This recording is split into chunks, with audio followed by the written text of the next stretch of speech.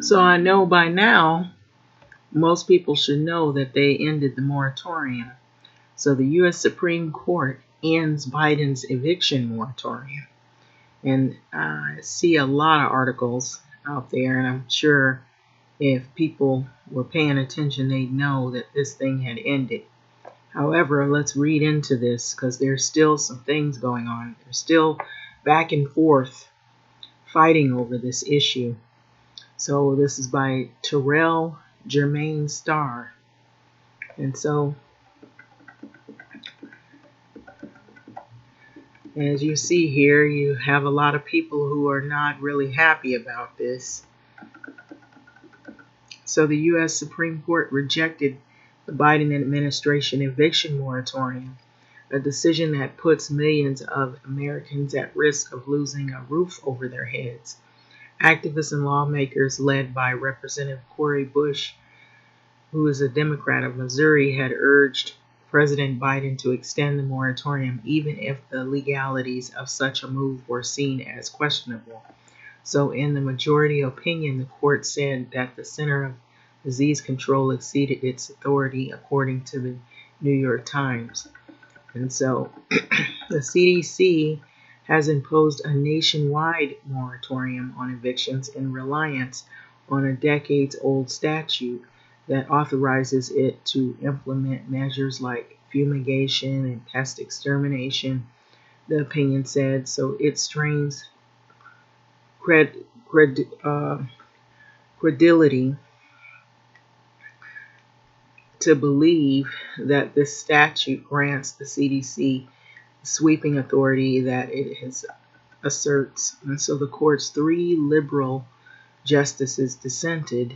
However, the Justice Stephen G. Brewer faulting the court for its haste. So these questions call for consideration, decision-making informed by full briefing and argument, he wrote. So their answers impact the health of millions. So we should not set aside the CDC eviction moratorium in this summary proceeding. So unlike the earlier moratorium, which had applied nationwide, the latest one was specific to counties where COVID-19 was the strongest, which covers about 90% of the counties in the U.S. So here is more on the fallout of the SCOTUS, which is the Supreme Court of the U.S. decision per the Times. So the Biden administration and other moratorium proponents predicted that the decision would set off a wave of dire consequences. As a result of the ruling, families will face a painful impact of evictions, and communities across the country will face greater risk of exposure to COVID-19. So this is Jen Psaki, the White House press secretary, said in a statement. So the ruling also renewed pressure on congressional Democrats to try to extend the freeze over an opposition of Republicans. So tonight, the Supreme Court failed to protect 11 million households across the country from a violent eviction in the middle of a deadly global pandemic.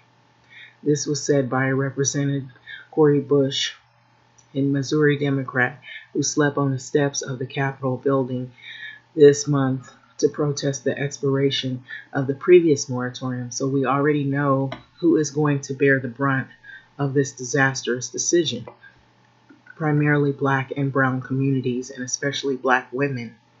So the Times reports that it will likely take some time before the backlog of eviction cases across the country actually displaces renters.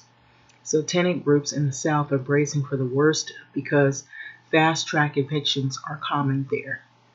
So Biden's team had been figuring out how to respond to a likely SCOTUS ruling against the moratorium with a focus on a handful of states, including South Carolina, Tennessee, Georgia, and Ohio, which have renters who have not been able to pay landlords and a few states protections for them.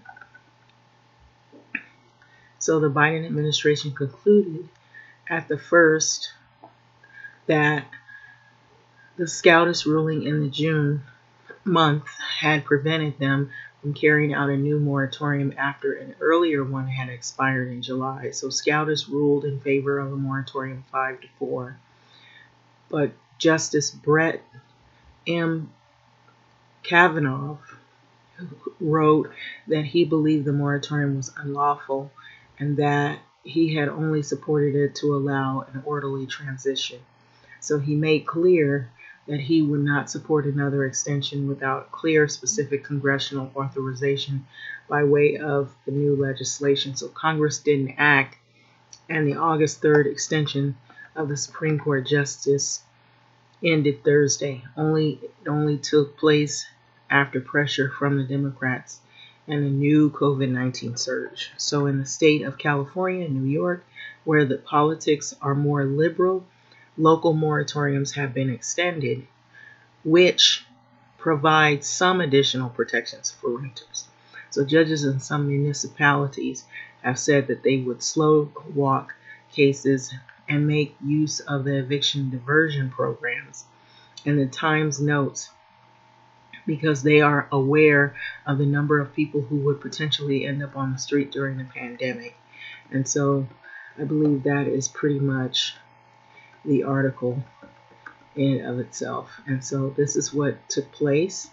So depending on what city or what state you live in, it depends on how fast or how slow they will process the eviction. So they don't do it extremely quick unless you live in a place where they do quick evictions. And it depends on people's circumstances, because some people are already waiting for rent relief. Some states might go until another month or a couple of more weeks. Some people can fill out a declaration and they can work something out with their landlord. So there's different things that some people may have to that they can do, as long as they're in good faith. They are paying on their rent, and it can buy them some time so that they can catch up a percentage of it and continue to pay it until their program comes through, or until it's paid off. Because I know it depends on everybody's situation is different, so it's sort of a case-by-case situation. Some people owe a lot, and some people owe some. Some people don't owe as much, but they still owe, and maybe it's a matter of playing catch up, at the last minute. So it depends. So yeah, so this was really a blow for a lot of people, and but on the other hand, people who maybe they already were given eviction notices and the evictions were halted, this right here would be really scary, because these things now can actually be processed probably within a matter of weeks in some places. And so that is what is scary, and that means there will be more homeless people. And this is still an ongoing pandemic. There's still people getting sick. There's shortages in a lot of jobs because people are afraid, I believe, to be in positions where they can put their lives at risk even more for disease. And there might have been people who have already, maybe they've caught the disease and they've been sick, and that might have caused them not to be able to go to work, or maybe their jobs closed down, or they hire less people because for whatever reason, maybe they're trying to save money or they're not doing well. It depends. Everything is different. It's not what it used to be. So having said that, we'll see how this goes, but this doesn't look good at all.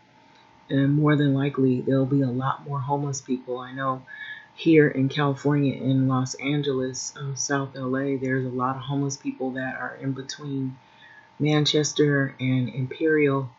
You'll find like a lot of people encamped out, and it's really dangerous, and the police is always over there, and there's fighting. There's even possibly people getting mugged.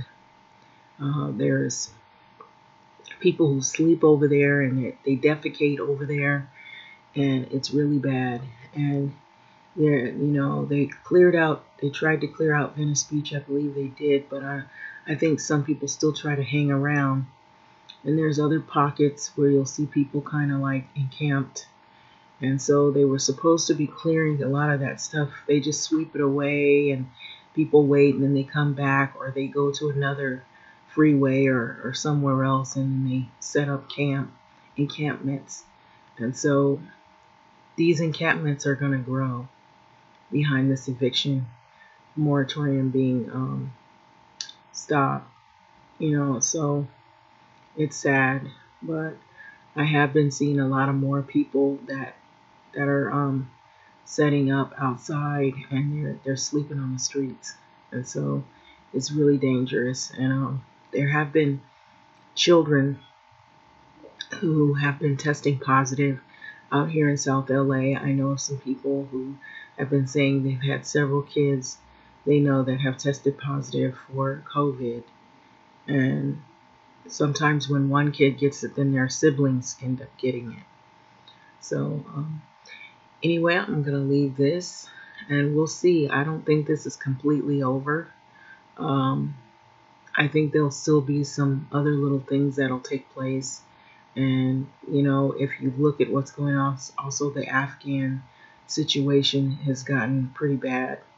I believe that our U.S. troops actually had a strike against what is going on out there. As a matter of fact, I was looking at it, and it happened just recently. And I know it's unrelated to this article that I just read, but I feel like everything kind of connects because the U.S. drone strikes kills ISIS-K planner, Pentagon says, and so U.S. airstrikes targets Islamic State member, and so that could set off a war.